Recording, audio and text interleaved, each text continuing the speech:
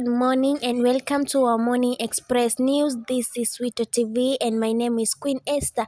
We want to start with environmental conservation news in contact with politics in Kenya, whereby Deputy President William Ruto's campaign took him to Narok County, where issue of the Mau Forest Complex took center stage, with the DP assuring the Narok residents that he supports the conservation efforts while dismissing those who said he have used the Mau Forest as a political folder.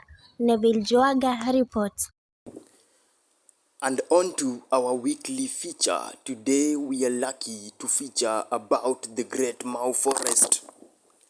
The starting point of our journey is the backdrop of the spectacular imposing geographical area of forested escarpment in the Rift Valley with endangered indigenous different diminutive species of trees and composure of both the hardwood and the softwood trees in the bustling town of Elbagon just along Nairobi Road. And today we shall be looking at it on the political point of view.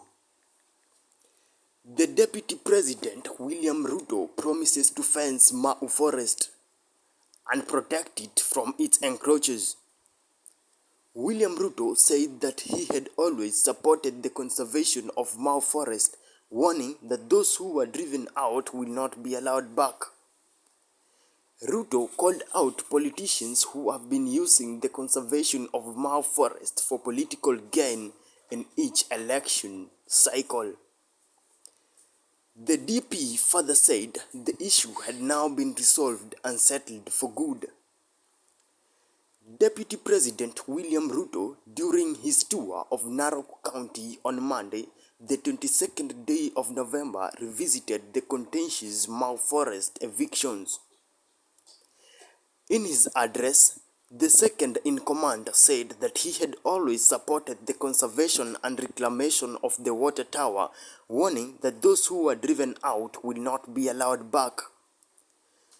If elected the president in the 2022 general election, the deputy president promised to fence the water catchment area to protect it from its intruders. The Jubilee deputy party leader called out politicians who have been using the Mau conservation for political gain in each election cycle. And in quotes, the days of this water tower to be used as a political tool are over. The Mau issue has been resolved and all those who were inside have been removed. There is no one who will be allowed back to the forest, said Ruto. And this is what the deputy president had for the citizens of Narok. Wale watu wote ambao walihitajika na serikali waondoke kwa msitu wa Mau wamekwisha ondoka.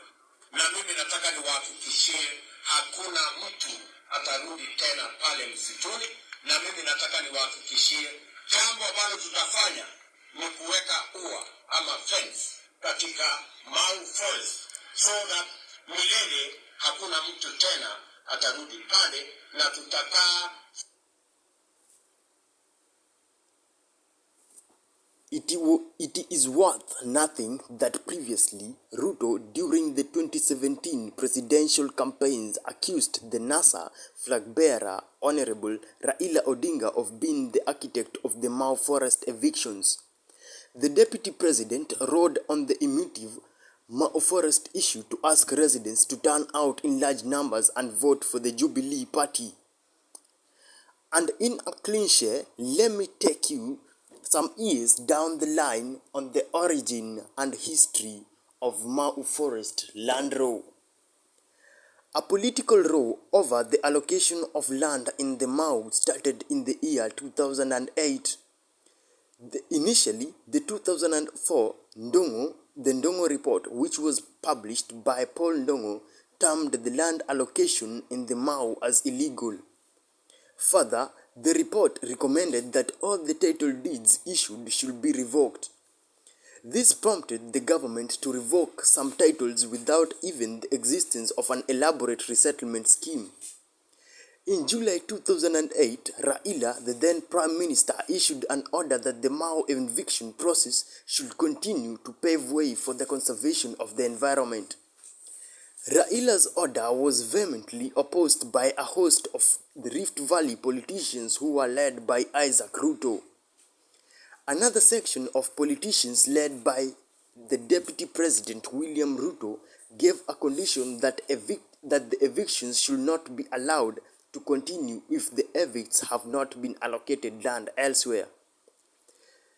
Further, it was difficult for the removal to continue because some prominent politicians like the former president, the late Torotich Daniel Arap Moi, owned a tea factory there known as the Kiptagich Tea Factory. Neville Jahonga, Wito.